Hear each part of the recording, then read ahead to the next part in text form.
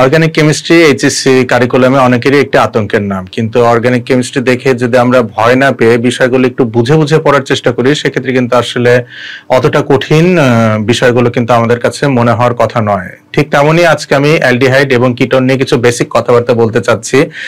বোর্ডে আমি কিছু লিখবো না, কোনো রিয়াকশন দেখাবো না, জাস্ট এমসিকিউ এর জন্য কিছু গুরুত্বপূর্ণ টপিক বলবো। আশা করি মন দিয়ে শুনলে পরবর্তী 1 থেকে 2 মিনিট আমরা বেশ কিছু এমসিকিউ অ্যান্সার করতে পারবো। তো আমরা সবাই জানি যে অ্যালডিহাইড এবং কিটোনের ক্ষেত্রে কার্যকরী মূলকে যে কমন পোর্শনটা থাকে সেটা হচ্ছে কার্বনিল মূলক। তাহলে কার্বনিল মূলক শনাক্তকরণের ক্ষেত্রে কোন রিএজেন্টটি ব্যবহার করা হয়, এটা কিন্তু আমরা অনেকে কনফিউজড হয়ে যাই পরীক্ষার হলে। কেউ কেউ আমরা টোলেন বিকারক বা ফেলিং দ্রবণের সাহায্যে বিক্রিয়াটি দেখানোর কথা ভেবে থাকি, কিন্তু আসলে এক্ষেত্রে সঠিক উত্তর হবে 2,4-ডাইনাইট্রোফিনাইল হাইড্রোজিন। ইয়েস, কার্বনিল মূলক শনাক্তকরণের ক্ষেত্রে 2,4-ডাইনাইট্রোফিনাইল হাইড্রোজিন ইউজ করা হয়, এবং এক্ষেত্রে অ্যালডিহাইড এবং কিটোন দুটোর ক্ষেত্রে যেই কার্বনিল পোর্শনটা রয়েছে কার্যকরী মূলকের ভেতরে, তারা 2,4-ডাইনাইট্রোফিনাইল হাইড্রোজেনের সাথে রিয়াক্ট করে 2,4-ডাইনাইট্রোফিনাইল হাইড্রোজোন তৈরি করে।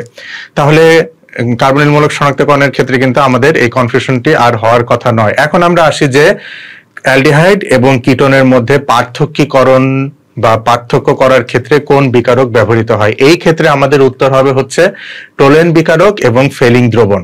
তো টোলেন বিকারকের ক্ষেত্রে অ্যালডিহাইড টোলেন বিকারকের সাথে বিক্রিয়া করবে, কিটোন টোলেন বিকারকের সাথে বিক্রিয়া করবে না। অ্যালডিহাইড টোলেন বিকারকের সাথে বিক্রিয়া করে সিলভার দর্পণ দেবে বা টেস্ট টিউবের গায়ে একটা চকচকা পোর্শনের সৃষ্টি হবে, হোয়াইরাস কিটোন তারা কোনো বিক্রিয়াই দিবে না। এখন যদি আমরা ফেলিং দ্রবণের ক্ষেত্রে আসি, ফেলিং দ্রবণের ক্ষেত্রে অ্যালডিহাইড ফেলিং দ্রবণের সাথে বিক্রিয়া করে কিউপ্রাইস অক্সাইডের লালচে পদক্ষেপ দিবে, হোয়াইরাস কিটোন তারাও কিন্তু ফেলিং দ্রবণের সাথে কোনো বিক্রিয়া দিবে না। তাহলে দেখো, এই যে গল্পের ছলে বা কথা বলতে বলতে আমরা কিন্তু অ্যালডিহাইড এবং কিটোন সম্পর্কে দুটো গুরুত্বপূর্ণ জিনিস জানলাম, একটা হচ্ছে শনাক্তকরণ আর একটা হচ্ছে পার্থক্যীকরণ। এখন যদি আমি তোমাদের কাছে প্রশ্ন রাখি যে অ্যালডিহাইড এবং কিটোন এই দুটোর মধ্যে কোনটি বেশি সক্রিয়, সেই ক্ষেত্রে কিন্তু আমরা দুটো মতবাদ ইউজ করতে পারি। একটা হচ্ছে ইলেকট্রনীয় প্রভাব এবং আরেকটা হচ্ছে স্টেরিক ইফেক্ট বা স্থানিক বাধা ফলাফল বা প্রভাব।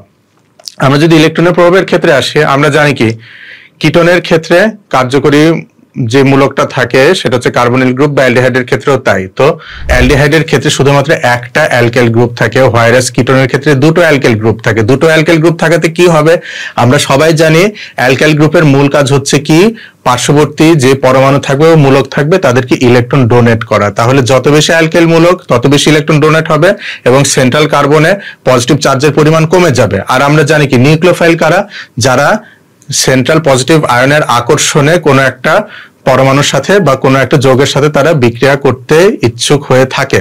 তাহলে আমরা এখান থেকে খুব ইজিলি বুঝতে পারছি যে অ্যালডিহাইড আমার বেশি সক্রিয় কিটোনের থেকে। এবং আমরা যদি স্টেরিক ইফেক্টের ক্ষেত্রে আসি, আমরা যদি কিটোনের সাধারণ সংকেত দেখি তাহলে কিন্তু আমরা দেখতে পারবো দুই পাশে দুটো অ্যালকেল গ্রুপ থাকে। তাতে হয় কি, নতুন করে কোনো বিকারক আসতে গেলে দুই পাশে দুটো বাল্কি মলিকিউল বা দুটো বাল্কি মূলক থাকার জন্য সেই ক্ষেত্রে কিন্তু তারা জায়গাটা পর্যাপ্ত পেয়ে থাকে না। হোয়াইরাস অ্যালডিহাইডের ক্ষেত্রে এক পাশে একটা অ্যালকেল গ্রুপ থাকে, অপর পাশে শুধুমাত্র হাইড্রোজেন থাকে, সেই জন্য নতুন বিকারক কিন্তু খুব ইজিলি এসে বিক্রিয়াটা করতে পারে। তাহলে আজকে আমরা কি কি শিখলাম, অ্যালডিহাইড এবং কিটোনের শনাক্তকরণ বা কার্বনিল মূলক শনাক্তকরণ, তারপরে অ্যালডিহাইড এবং কিটোনের পার্থক্য সূচক বিক্রিয়া এবং অ্যালডিহাইড আর কিটোনের পারস্পরিক সক্রিয়তা বা তুলনামূলক সক্রিয়তা। ধন্যবাদ।